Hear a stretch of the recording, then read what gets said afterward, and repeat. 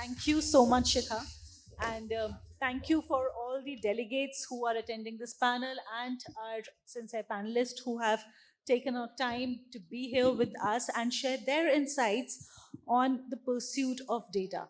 I think this has become such a most conversed about topic, data, because the way the volume of data is increasing, the essence is increasing.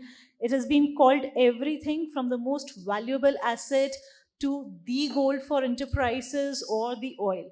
But overall, the data, the overall volume is increasing day by day. And I would say the last 5 years, the amount of data that we have created within the enterprises and across the globe amounts for more than 70% of the overall data volume. That's the count of data that we have generated in the last 5 years. And when we are assessing this data with the lens of cybersecurity, there is ethical data, there's noise, there's superficial data. And in just the panel before us, Gaurav and Ashwani were talking about that, how to take care of the superficial data, allowing all the noises to be cut through so that we have that sensible content and data to be utilized by enterprises for various aspects. And that's what we are here today to discuss: data in terms of governance, in terms of policies, privacy, and security. Because now, even the government, the regulatory firms are more active by framing those data related laws. And last year was the year when even India had its own DPDP Act. It's all about that how judiciously now organizations are implementing it within their ecosystem, utilizing it to the best of its use.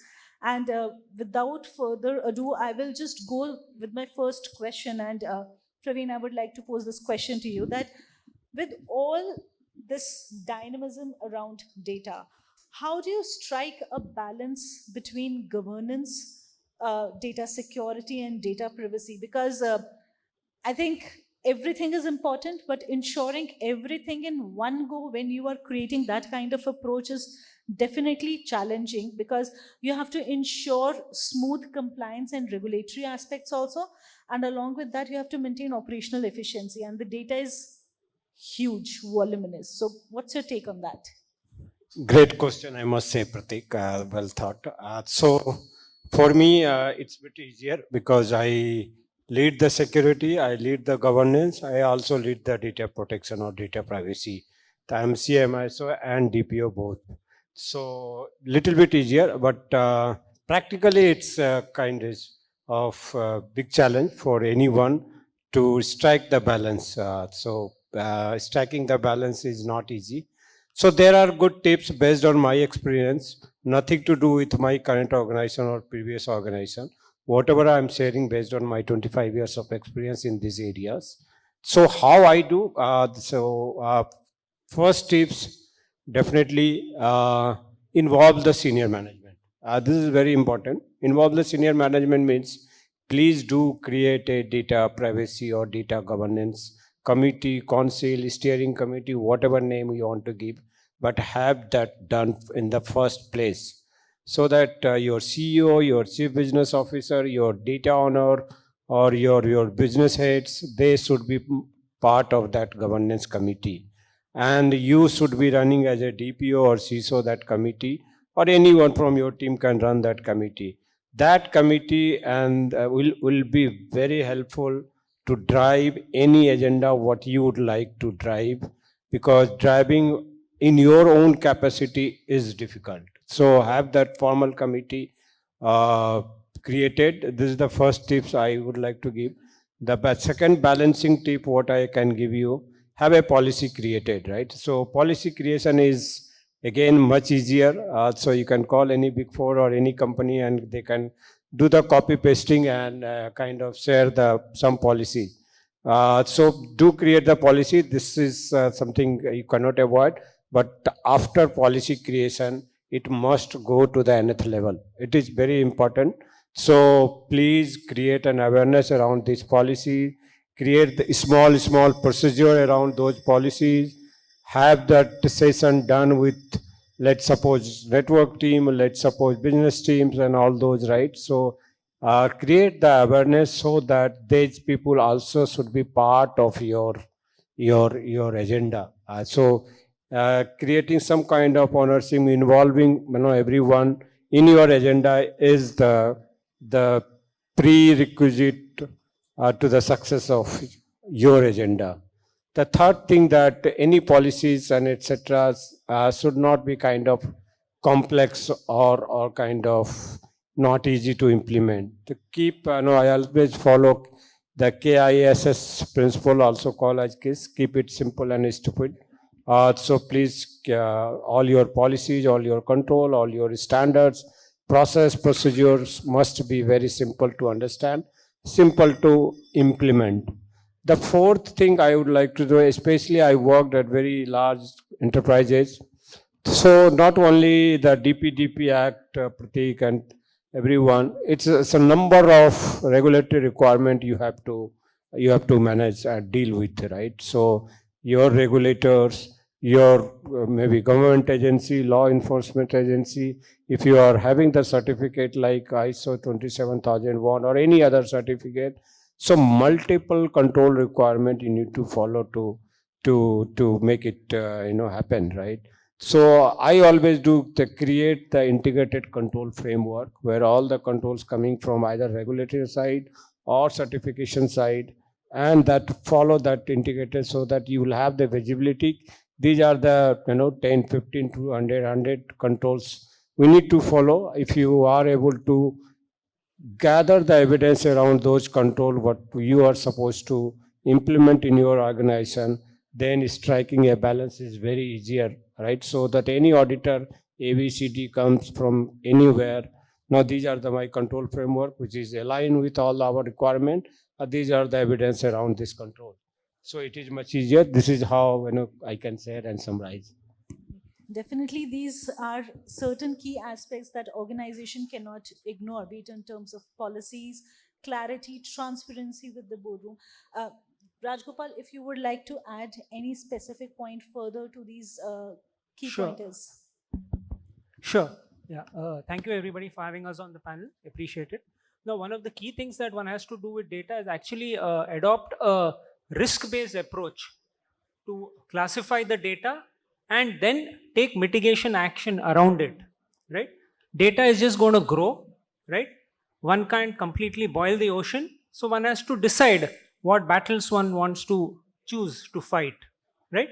That is my only two bits addition to it. Thank you. Okay, great. And we are seeing that these battles are numerous. There are many battles which enterprises are fighting, especially the cybersecurity leaders are fighting on a daily basis when it comes to data.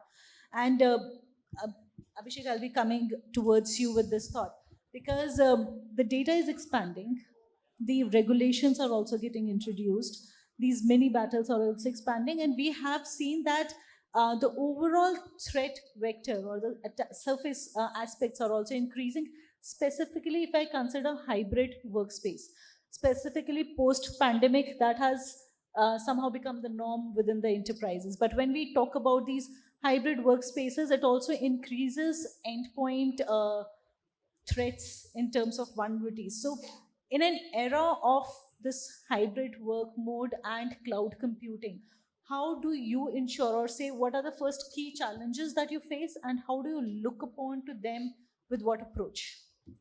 So, good evening, everyone, and thank you, Strategy Inc., for having me on the panel. The way I see it uh, is, whilst we can say that no hybrid has increased the threat landscape, whilst we can say all of this has disseminated post-COVID, but this is not really a phenomena which has emerged only post-COVID, right? I think there is an increased sensitivity around data, which has definitely, given this entire gravity in what we see around, definitely with the regulations and all of these things panning out. But all of us have been dealing with third-party vendors, right? We provide them tons and tons of data, and apparently the controls are always point in time. So why only, have a question mark on the employee who is working from home, right? So the threat landscape has always been there. It's all about the challenges surmount when you want to not only see your overall governance, which is organogram and certain policies put together in place, but whether they are in practice. So what can you do about? I mean, there are enough and more solutions which have been kind of advocated and deployed to really see, can you do that monitoring, and if you can identify that misuse case and stop it before happening. But the challenges are pretty much everywhere in your entire ecosystem. I will not actually box them only with respect to the hybrid workforce put together. Said that, what can be done? I think there are numerous things which can be done, but do I really have a silver bullet? I think this is a problem which is still getting evolved. There are more and more things which are coming up, how you can kind of box it. So there is a concept of entire data gravity which is coming in place. So for example, when you are doing something, whether it is your employee and workforce who is dealing with sensitive data, or it is your third party vendors, are you still okay to actually do it in a decentralized fashion and give them that control beyond your four walls, or you want to really pick them in or in-source them? So some of these things have started raising questions, but it is easier said than done. Something which has been in place for last 30-40 years can't be overdone in a single year, but that's where the journey is. Great. So, Dr. Yusuf, if you could add your thoughts to that, because as he said, that it's not specifically hybrid workspace only, because that is one of the things, and as what we initially discussed also, that there are many wars that are being fought on a daily basis. So as a cyber security leader, what do you think are the key challenges that you face with respect to data governance, data privacy and security? Yes, a very pertinent question for every CISOs right here largely, because data is something which we don't usually have the visibility, right? I am the custodian of the data. So I'm usually the CISOs are part of the IT fraternity, right? So they are generally helping the business to store, process, right, and archive the data. So it's very difficult for an IT guy to actually create that level of governance, because if I don't have the understanding of the data, how am I going to govern it? So it's very challenging. I think it will take some time for us to take that next level, because it's very business oriented. Data governance subject is very business oriented, because business knows the data well, rather than us telling them what you need to protect, what you need to actually cover, who's going to access. So I think it's a concept of data stewards which need to come forward, where you have representation from the business who understand both the IT and the data and the business side.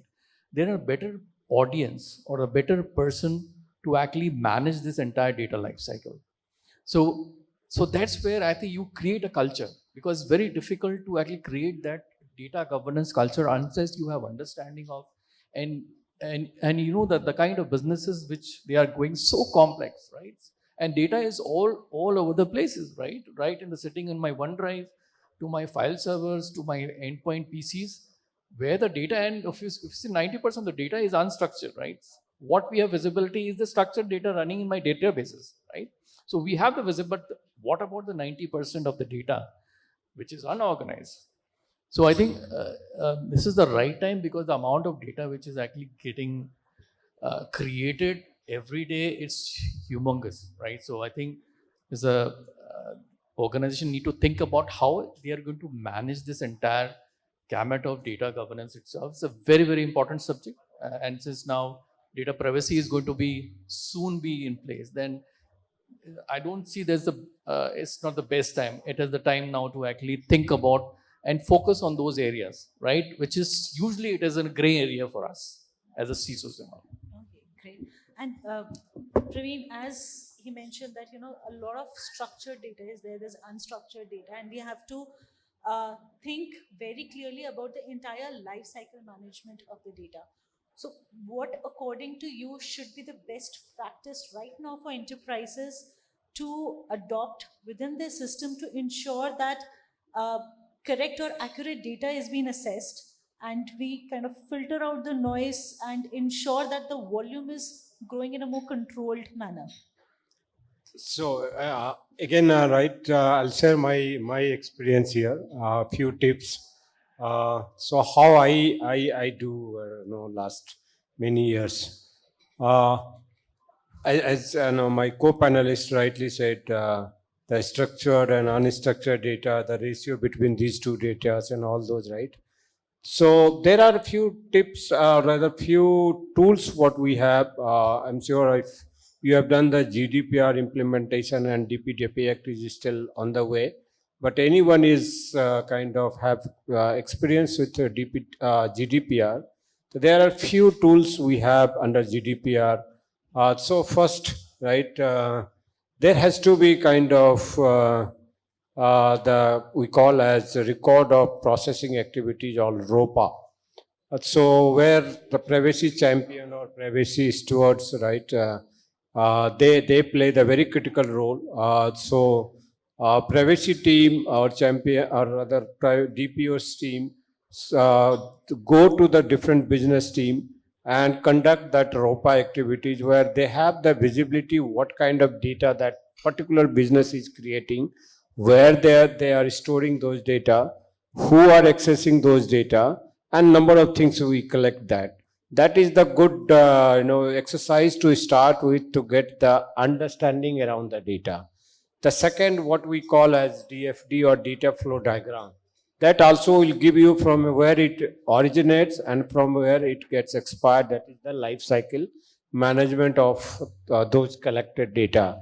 Once you conduct these two activities through these two tools or the process what we call as, and then we have the kind of good understanding of your data. And then governance or data privacy or any regulatory requirement is all about how you manage the data, how you standardize the data. So now you have the understanding that one business is collecting 20 fields of data, another is collecting 25 fields of data, right?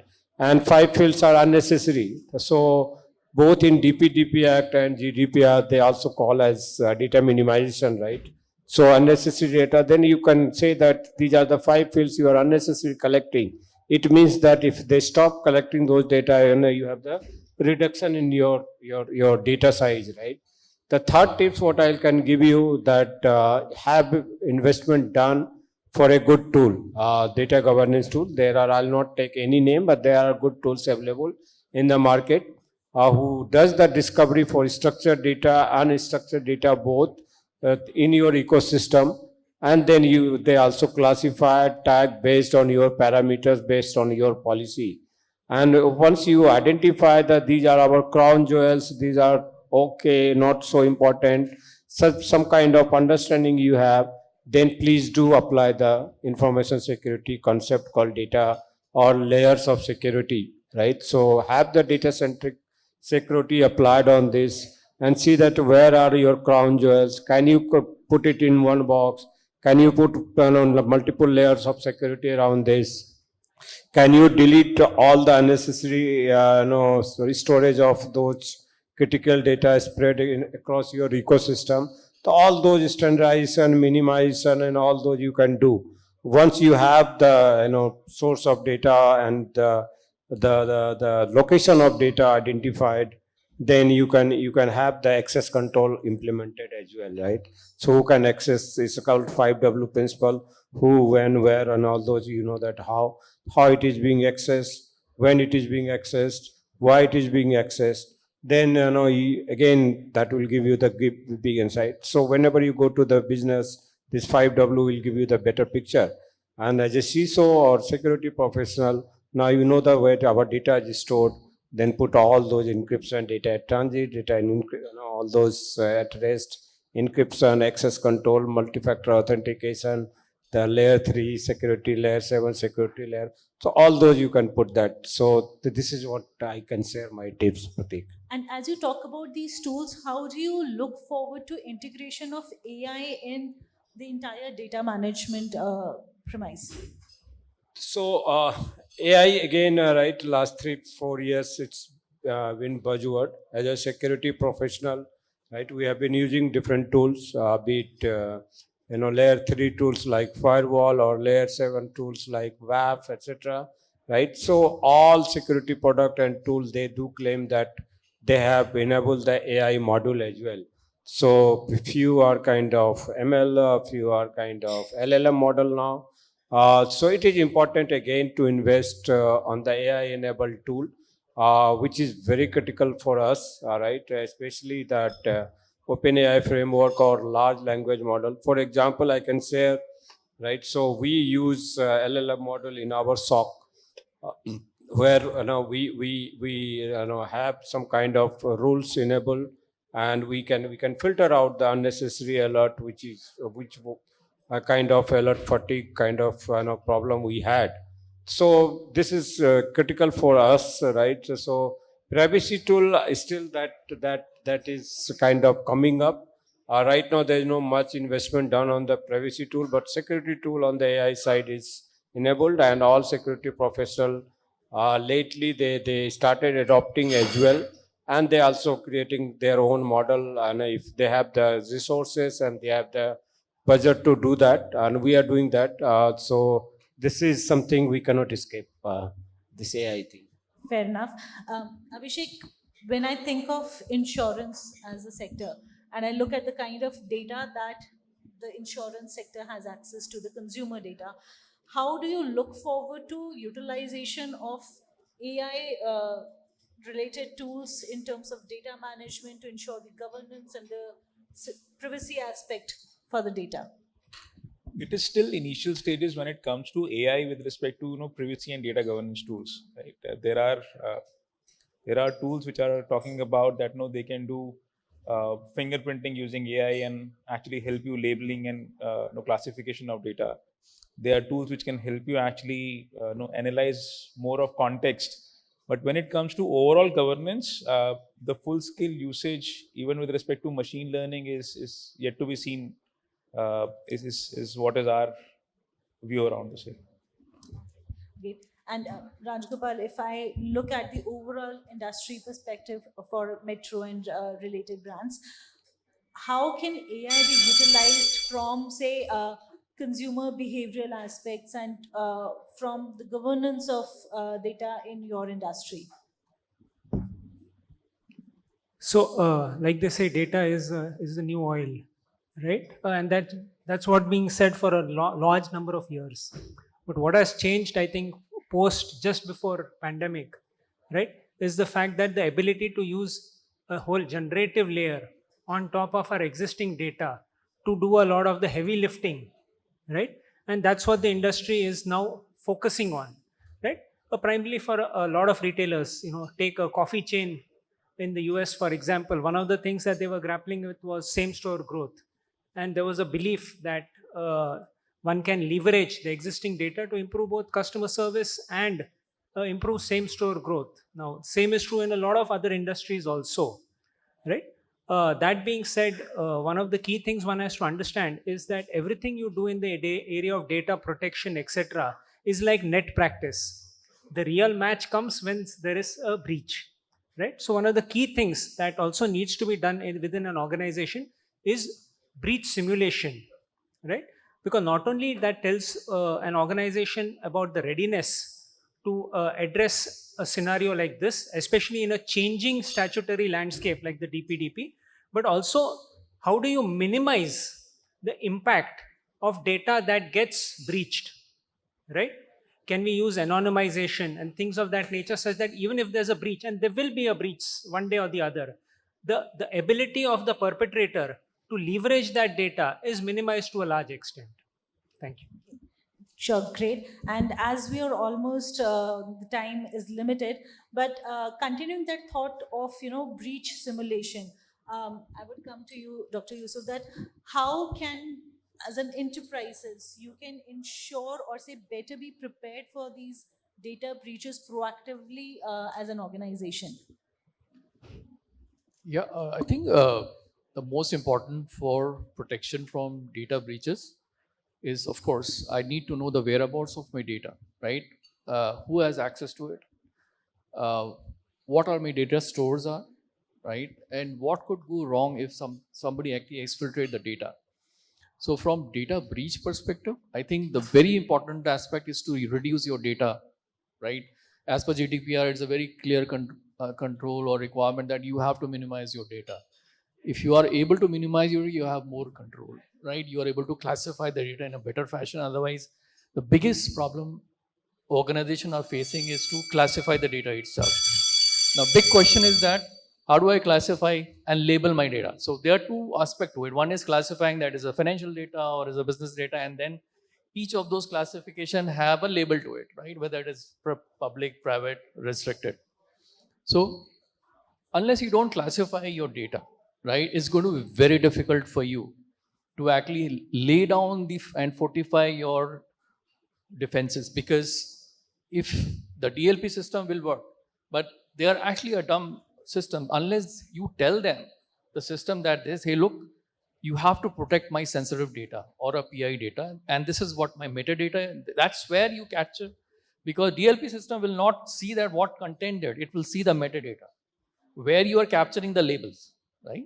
So once that you are able to actually tag that data, you are in a better position to actually protect. Otherwise, it's going to be very difficult to protect data going out of the emails, and the nature of the employees or the organization. Great. Everybody need access to everything.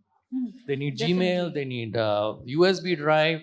It's all over the places that. But during that case, because there are many business requirement also, that you need to access these external sources where your data gets breached, right? So, but yes, classification, laying down the data protection policies, right? And of course, take the benefit of AI, because the humongous and amount of data which is getting generated these days, as per statistics, by 2025, we're going to cross the 175 zettabyte of data. So humongous amount of data, and the technology which is getting so scalable, right?